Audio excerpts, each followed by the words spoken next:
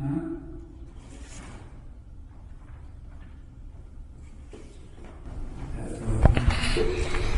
believe it's working. Welcome to WebEx. Enter your access code or meeting number followed by pound.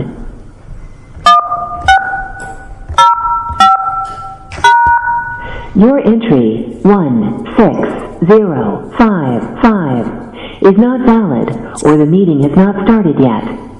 Re-enter your access code or meeting number followed by pound. Your entry 1605 is not valid or the meeting has not started yet. Re-enter your access code or meeting number followed by pound.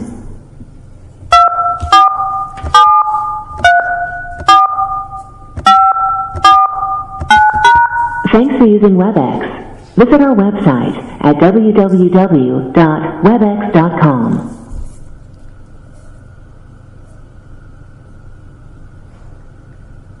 Doesn't it want to ask for the code?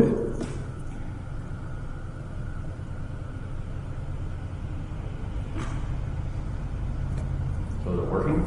I think it didn't ask for the host pin.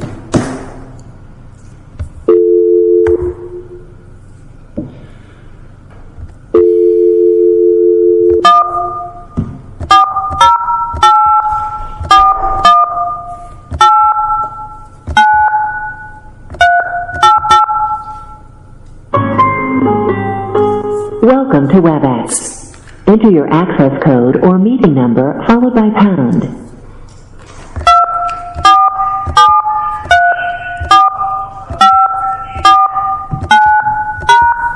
If you are the meeting host, enter your PIN followed by a pound.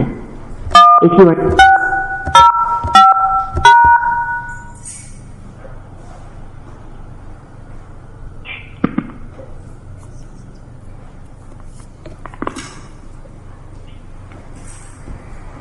Good afternoon, people on the phone.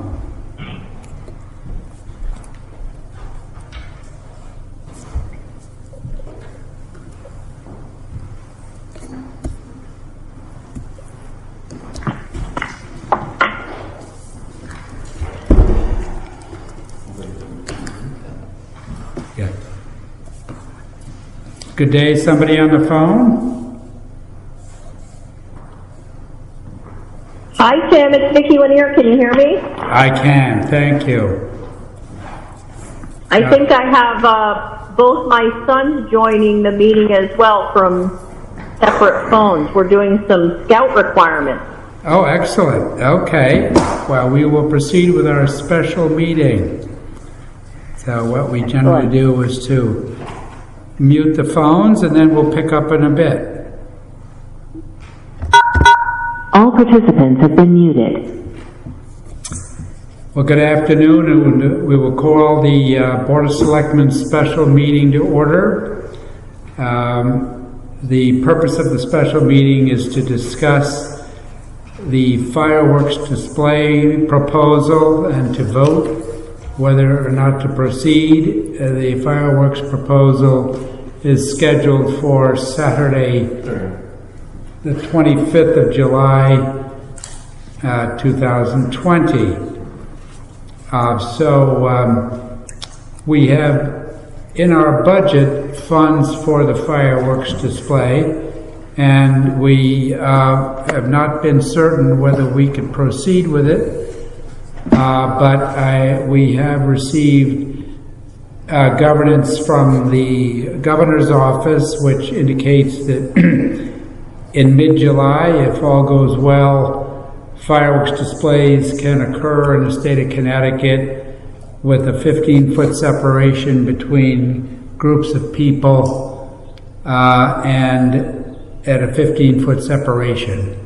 Our fireworks, as most know, are behind the high school, or behind the middle school and the high school, and there's a pretty good amount of space there.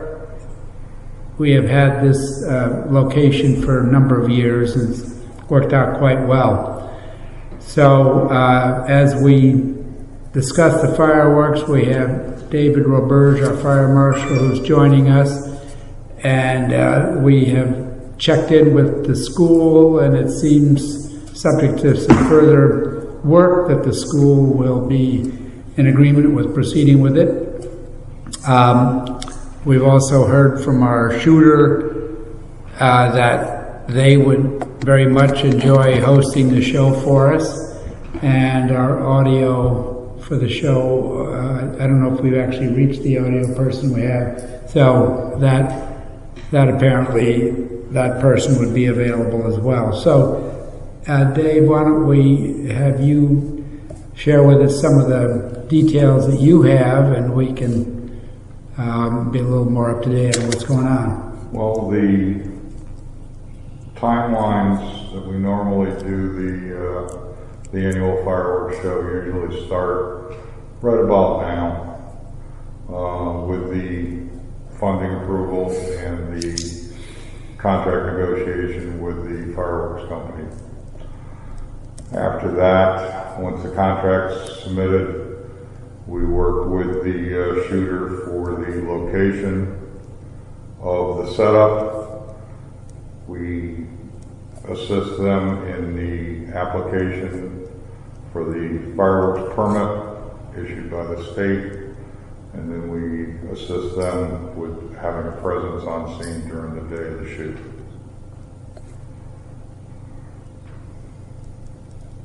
So the permits, we would need to file a permit with the State Fire Marshal's office, and Yes, that's correct. that's perhaps one of the more time sensitives.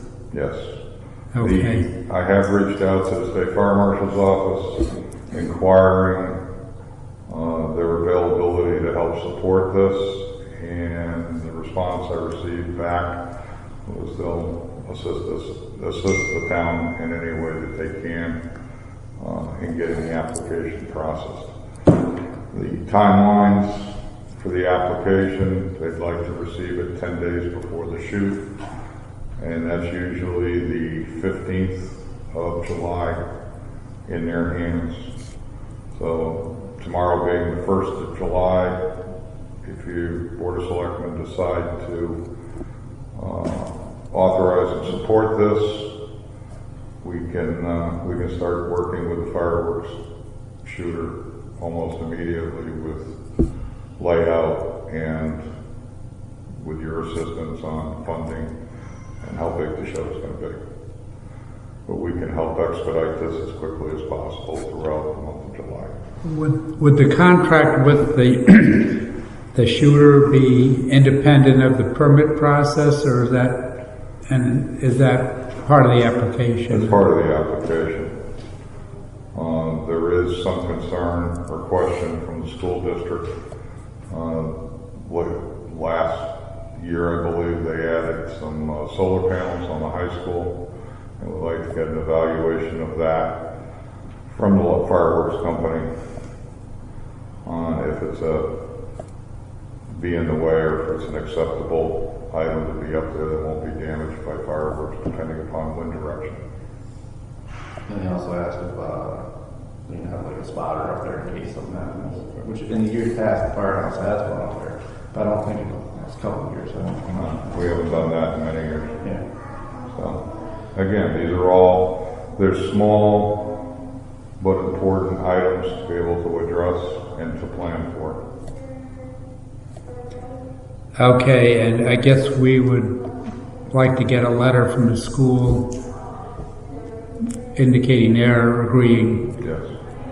That's typical, I think. And I guess the logistics of the viewing area with the lights, and we'd have police and rangers and so forth, and Yes. we know the drill pretty well. We would not have buses due to the issue with the COVID, so people would need to. Your parking concerns would be a little different this year than using the marketplace and shuttle busing in as we have in the past. I think you have adequate parking spaces all along Lime Street and within the areas of the center school, the middle school, and portions of the high school, maybe the junior lot area, would be acceptable for having parking too. We have to determine first off is what the maximum shell size of the show is going to be, and then we work from the safety zones backwards from there. And if you stay with the existing shell sizes that you have in the past, you're maintaining that 300-foot safety zone, and then using the high school as a buffer. So unless you're going to 12-inch or bigger shells, I don't think it's No, I think we never exceeded 6-inch really. right. Okay, so I guess you would coordinate with the school, getting them happy, and maybe having the shooter see the whole thing. And If the board wants to appoint one of your members to act as liaison and lead, I'll be able to work with that individual extensively to follow this all the way through from design to completion. well, I know Mr. Kerr has been deeply involved with this over the years, and probably has a good playbook. I can, if you want me to. Yes, don't. Yeah. Have we forgotten anything, do you believe? Well, what is the plan for maintaining the 15 feet and for entrance and egress? Looking at the floor, the ground plan of the existing school in all the areas, you have three separate areas that we could utilize as entry points. One being behind the center school, where we normally have the handicap access, wheelchair access. Another point would be over on the north side of the middle school. And a third point would be down between the high school and the middle school and the high school side. So you could have parking in the junior area, you could have parking in the Lime Street area, and you could have parking in the middle school area where they would all have their separate entrances to be able to go in and out of. All those entrance points are wide enough to be able to maintain social distancing. One of the discussion points you should have with the shooter is, I'd like to recommend that we bring him on site again this year to walk the site to make sure that we have decent visibility in a wider area of the grounds. Because normally in the past everybody congregates behind the middle school, you have the band playing there, it's a central location point. We'd have to space that out more and spread out more across the grass areas. So I want to make sure that we have an adequate viewing site, viewing location, where there's not the good seats and the cheap seats. Make sure everybody gets the same quality visual effect of the show. And I think by walking that with the shooter, being able to determine where on the other side of the school where the actual shell setups are, we may have the opportunity to move that around a little bit to make sure we have maximum viewing capability. I doubt seriously the town band will be functioning. Maybe if we can get a recording. Well, Ace Audio can do that. What about then maintaining 15 feet between people while they're watching the show? What's the plan? Following the same guidelines that the state has now, what we're operating with on the town beaches, it's 110 square feet per person or family unit. If you have 3 or 4 family members coming together and sitting out on a blanket, you space 6 feet from, or 15 feet to the next family space, to the next family space, to the next family space. The rangers would just kindly remind everybody, maintain your social distancing. We don't know exactly where the state will be in its exclusions or its restrictions at this point in time. There is, as Tim mentioned, has been a lot of conversation from the governor's office on seeing some of these requirements relaxed, but they're all dependent upon how the positive cases and the hospitalization cases go. Currently, we're still seeing a smaller increase of positive cases being reported statewide in relation to the higher numbers that we saw in the past. And we're also seeing hospitalization rates dropping down to almost low double digits now, where we had thousands in the hospitals statewide a month ago and 2 months ago. Over 4,300 deaths. Yes. Yeah. So we're not going to be measuring 15 feet amongst groups, then. We're just going to be telling people that. Well, we could conceivably have rangers at the principal access points just telling people as they arrive, please keep a 15-foot separation between you and groups. And another group. Well, they, I'm sure walk around too, have a couple walk arounds. Yeah. Kind of keeps their distance. We get a whole bunch of line paint, we've been marked it all out. Yeah. Make it look like a bingo field. When they say 6 foot in a store and so forth, 15 feet, hopefully people, it is outside. I think it's noteworthy that the governor's directive indicated there's no particular cap on a number of people for display, as anticipating the facts as they know them now. So we anticipate numbers continue to drop either by mid-July or using July 21st possibly as a benchmark, which is 4 days before our show, to be able to rescind the count from a 500-person outside event to an unlimited, provided that they maintain social distancing.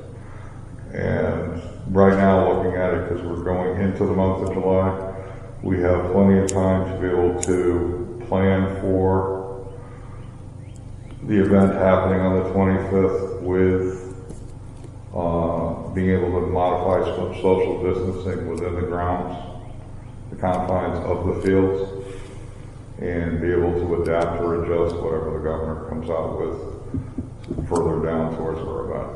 Worst case scenario, make sure that we have adequate viewing space, or identify what the adequate viewing space is of all the grass areas between the middle school and the high school from the shooter, quantifying how the setup and display will be directed on the site to maximize that viewing area, and then moving forward from there. What about asking people to wear masks? At this point in time, it is still recommended that people practice social distancing, utilizing face masks if they're physically incapable of doing so, practicing personal hygiene and hand washing conditions. I think, though, that coming to and leaving, we want to reinforce that once you're on your blanket, let's say, probably it would be like a restaurant. The group would be comfortable with its own members, and so I don't think you'd expect people to necessarily have to have face masks on the whole time. I mean, part of the good aspect is that we're outdoors and it's supposed to be less of a threat, but coming to and fro, I think we would want to encourage that. I think we have enough time to properly plan this and effectively plan this out to have it be able to be executable on the 25th with minimal or no disruption to the people who come. And we don't really broadcast this outside of our borders. People from outside won't be turned away, of course, but, we've historically kept it as a town event because we don't want to encourage a big, huge crowd, because we would have to probably be prepared to deal with that if that were to happen. So I guess then the Rangers are confident to be on board for this event. How about, people could filter in at different times times. But what about leaving? That seems to be, to me, the most worrisome crowd-wise, is when everyone leaves. Being able to look at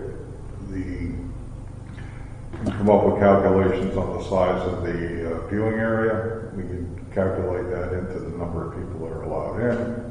And then we can look at the widths of the spaces of the exits to determine how many people can get out through those multiple exits. I think the majority of it's going to be maintain social distancing, keeping distance from other groups, and kindly walk slowly and walk cautiously as you exit the field. It will be properly illuminated with multiple towers, as we've done in the past. Question is, do you want to use or put porta potties in? We'd probably have a couple just on hand, just to be sensible with that. I don't think you have to have lots of them. 20-minute display, so, you know. Yeah, well, we're not doing a town band, you know, so people get there, they're going to be there a solid hour, setting up with the family, so you might have some sort of porta potty, just to have something. Yeah, I think kids. I would add a hand washing station with that. Yeah, I think that makes sense. And you're going to have to have some sanitizer. And hopefully people are now acclimated that they should be self-sufficient in a way as well.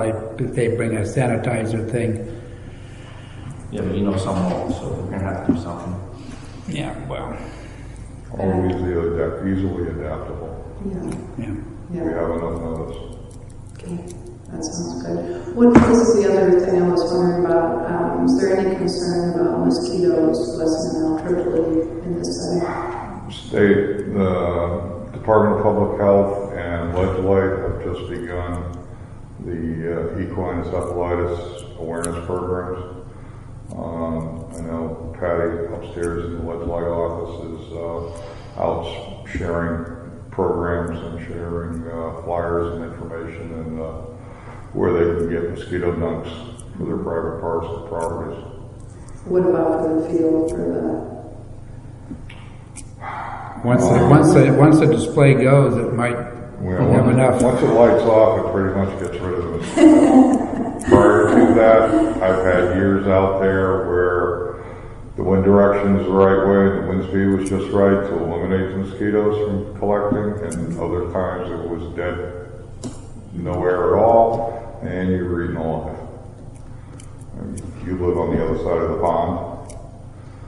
Yeah, all kinds of stuff. So looking at it as, right now, Legislate and DPH are monitoring the whole region for equine. We do have a testing site or sample site here in town that has not been reporting any positive cases yet. As those numbers or as those test cycles continue through July, if they spike up and all of a sudden that sample site has become a hot spot for equine infected mosquitoes, they maybe ought to sit back and revisit it. Okay, that's good advice.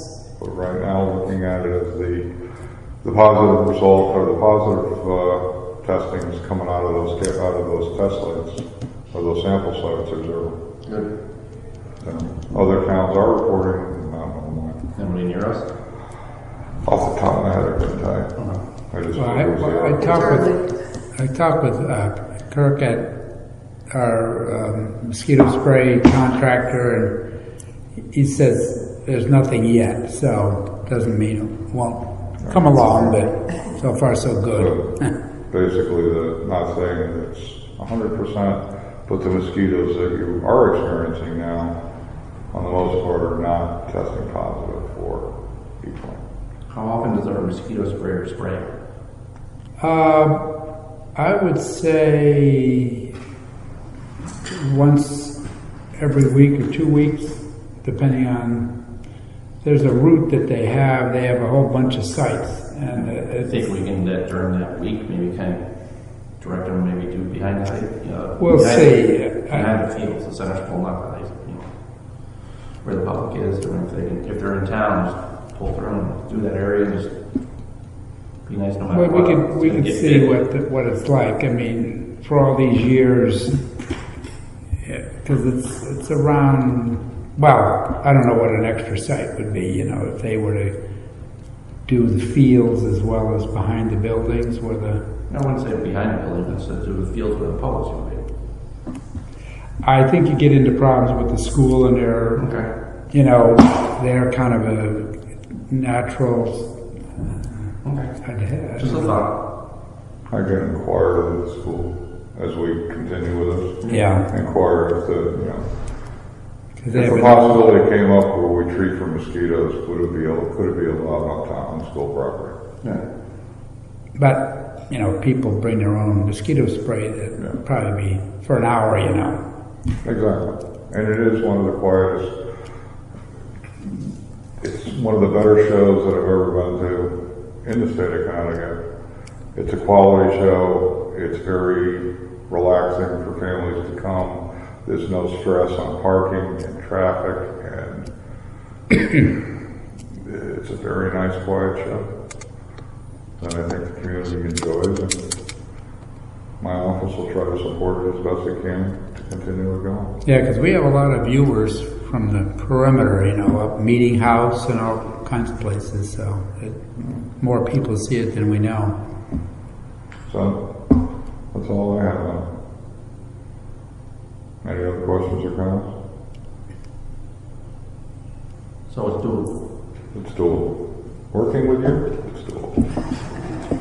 Even if they don't allow us to go to the no cap, we still have 500 theoretically. That's still doable, don't you think? It's still doable. I mean, we're contingent upon the decisions and the guidance from the state at this point. Based upon what we're hearing and what they're projecting to happen, makes it a doable event. So as you're negotiating contract, it's another thing to look at in regards to cancellation, besides the usual 24-hour weather, this and that, is if the governor turns around and says no to outside events, make sure that you have terms and conditions in your contract to cover that, because that's out of your control. That's totally out of your control. Yeah. Have you received a draft of the contract? No, we said we'd get back to him no later than about now, just so we could get things rolling. He's all ready. So We have one from his previous years we could pull out. Yeah. Make sure that we'd have to add something about an governor executive orders and so forth, just to protect the town from that sort of an eventuality. Also, in addition, we did the private shoot for Point of Woods last year, commemorating their 100th. We made recommendations to their shooter involving changes or more specifics in the certificates of insurance. I have basic new boilerplate now that I'd like to see the town use in the future for town shoots. It's much more specific than just saying placing it as additionally insured the town of Oline. We're looking at the town of Oline along with the Connecticut State Police, along with all its volunteer emergency forces, along with Region School 8, District 18. There's a lot under the town of Oline. And does this need to be run past Kerma also? No.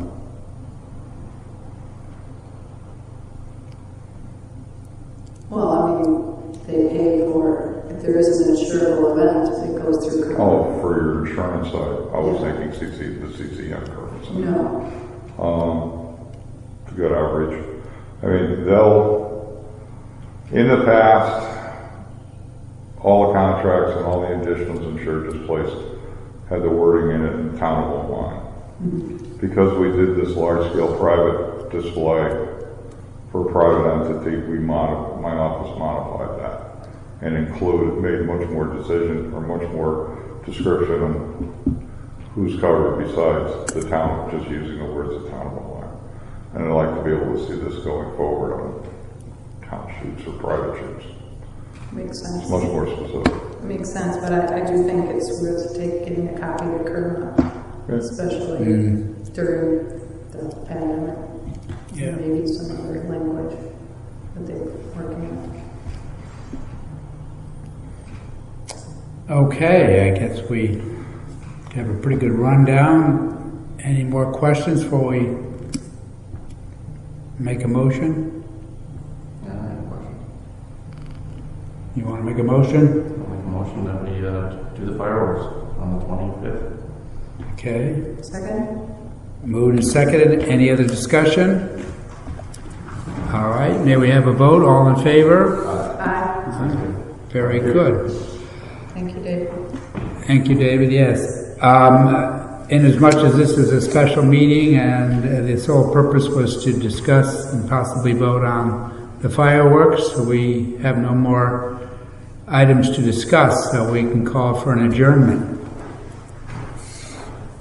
Motion to adjourn, Second. 4:35. Yep. Moved and seconded. All in favor? Aye. All right. Thank you.